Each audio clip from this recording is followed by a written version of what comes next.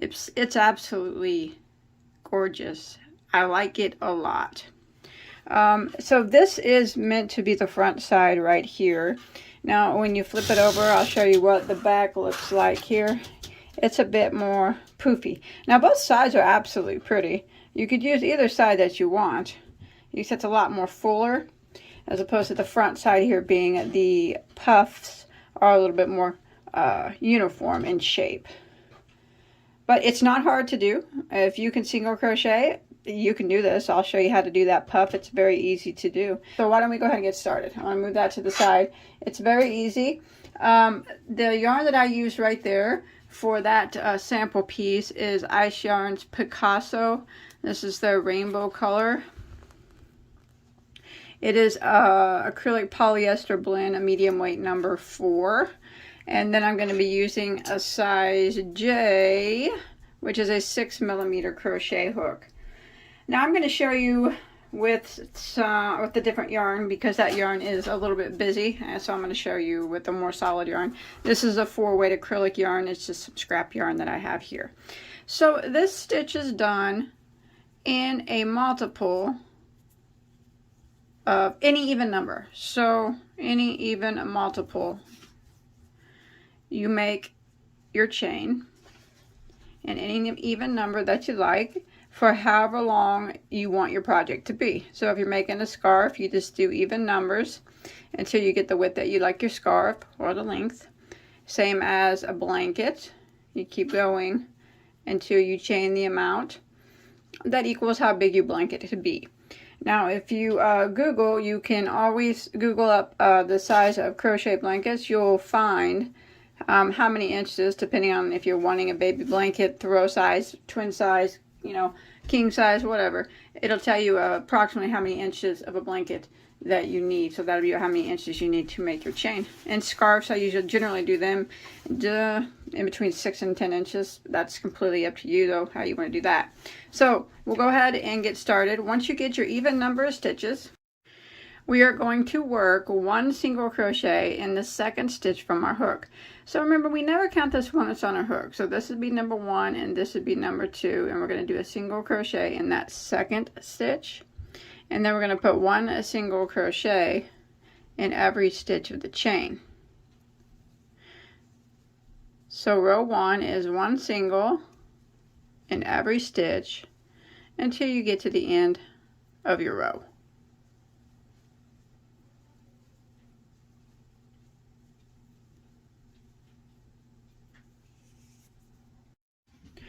Alright, once you make it to the end of row 1, we'll go ahead and we'll start row 2. Now rows 2, 3, 4, and 5 are the repeat rows. It is a 4-row repeat, but the repeats are very, very similar to each other. So it's not hard to do. So why don't we go ahead and start with row 2. We're going to chain 1 and turn our work. Now that chain 1 does not count as a stitch. It doesn't count as anything. So we're going to work a single crochet into the first 2 stitches. So this one right here will be our first one. We're going to single crochet into it, and then we're going to single crochet into the next stitch. Now we're going to work our puff stitch into the next stitch, and I'll show you how we do that. Now we're going to go into the next stitch without yarning over. So go into it, and we're going to draw up a loop, and then we're going to yarn over and go into the same stitch again and draw up a loop. And we're going to do that one more time. We're going to yarn over, go into the same stitch, and draw up a loop. You should have 6 loops that remain on your hook. Go ahead and yarn over and go through all 6. Don't chain 1. Go directly into the next stitch and single crochet. Just like that. So this is actually the front side of the work that we're working on right now. So we're going to go ahead and repeat that process until we get to the last 2 stitches of our row. So our next stitch will be our puff again.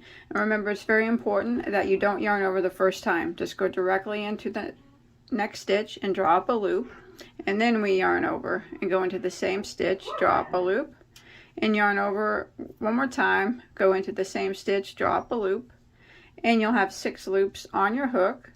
Yarn over and go through all 6. Do not chain 1. Go directly into the next stitch and single crochet, and then we're going to repeat. Into the next stitch we do our puff, so don't yarn over the first time, just go directly into it, drop a loop, and we're going to yarn over, go into the same stitch, drop a loop. One more time, we're going to yarn over, go into the same stitch, drop a loop, and we got 6 loops on our hook. We're going to yarn over and go through all 6, don't chain 1, and single crochet directly into the next stitch. Now we're going to repeat this pattern all the way until we get to the last 2 stitches of our row. Alright, I'm coming to the end. I have 2 stitches that remain and I just did a puff, so I'm not going to chain 1, and I'm going to go ahead and put a single crochet in the remaining 2 stitches, and that will end row 2.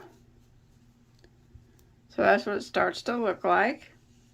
So we're going to start row 3 by chaining 1 and turning our work. So now this is actually that back side, but you can use it as a front side if you'd like. It makes the puffs are pretty more prominent on the back side here. So we're going to start off and we're going to put a single crochet into the very first stitch for row 3, and then we're going to work 1 single crochet in every stitch until we get to the end of the row. So into the top of the puff and into the single crochet into the top of the puff and into the single crochet, just like this. 1 single into the top of the puff and single into the next single, top of the puff,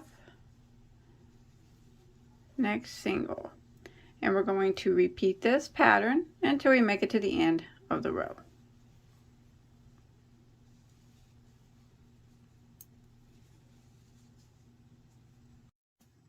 Alright, I have made it to the end of row 3. It's alright if your work's curling. Once you get some rows on it, it'll straighten out. So we're going to go ahead and start row 4 by chaining 1 and turning our work. So now we're on the front side of our work again. And this is very similar to, row 4 is very similar to row 2, except we are going to put a single crochet into the first 3 stitches this time instead of the first 2, like we did on row 2. So 1 single crochet in the first stitch, 1 single crochet in the second stitch, and 1 single crochet into the next. So that was 3 single crochets in a row. Now we're going to do our puff stitch, but we're not going to put it directly into the next single crochet. We're actually just going to put it in the space below that single crochet. So here's your next single crochet. If you pull these stitches apart down here, this spot right here is where we want to put it, right below the next single crochet. So remember, we don't yarn over and go into that spot, not the top, not the single crochet, but just the spot right below it, and go ahead and do our puff.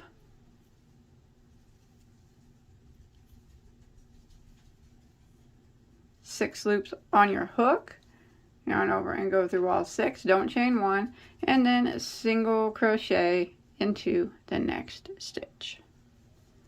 And that is the repeat now for row 4. So again, we're going to do a puff. We're not going to do it directly into the next single crochet. We're going to do it in the spot right below, right here where my fingernail's kind of poking out. So here's the single. Our next single's right here. We're going to go right below it. So don't yarn over for the first part of your puff and go into that spot, draw up a loop. And then we go ahead and yarn over, go into the same spot, draw up a loop, yarn over again, same spot, draw up a loop, 6 loops, yarn over and go through all 6, don't chain 1, go directly into your next stitch and single crochet. Just like that. Let's repeat it again. So here's our next stitch. We're not going to puff into that. We're going to puff right below it in the spot right there. See that, right below that single crochet. So go in and we're going to make a puff into it.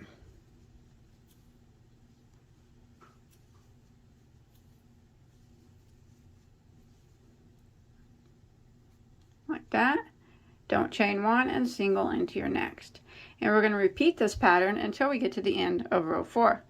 Again, here's our next stitch. We're going to puff in the spot right below it.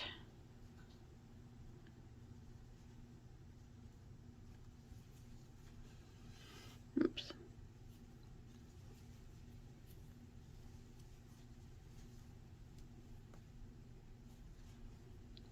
Don't chain one. I almost chained one, but don't chain one, and then single crochet into your next stitch. So I'm going to go ahead and repeat this pattern until I get to near the end of the row, the last 3 stitches of my row. Alright, I made it to the end of row 4. I have 3 stitches that remain. I just did a puff, so I'm not going to chain one, and I'm going to single crochet into those last 3 stitches. And that will end row 4, and then we will begin row 5. Chain 1 and turn, and row 5 is the same as row 3. We are going to do a single crochet into every stitch all the way across until we get to the end of the row.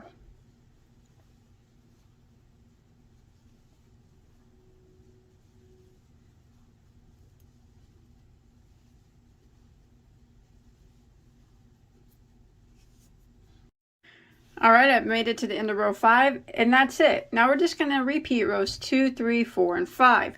So for row 6, we're going to repeat what we did on row 2. So we're going to chain 1 and turn our work, with one slight difference from now on when you repeat. So we start off repeating row 2. We started off by putting 1 single crochet in the first 2 stitches. We are going to do the puff stitches in the below the single crochet this time, like we did the other row. We're going to do that from now on for the rest of the puff stitches. They're always worked below the single crochet. So we got to puff stitch in our next. So here's our next single crochet. So we're going to puff right below it. Remember, we're just repeating row 2 with the exception of we're puff stitching in the stitch below. Single crochet into the next, puff in the next, but here's our next single crochet. We're going to do it in the stitch right below it.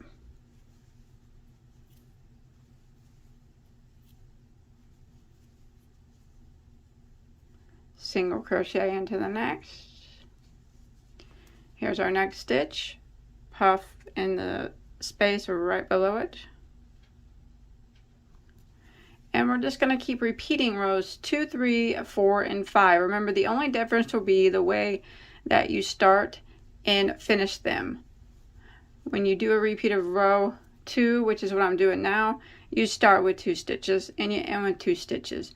And when you do a repeat of row 4, you start with 3 stitches and you end with 3 stitches. That way your puffs are catty-cornered kind of from each other.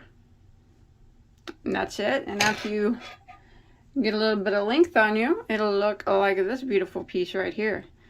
This is gorgeous. I love it. So I hope that you enjoyed my tutorial. And until next time, have a good day. Bye, guys.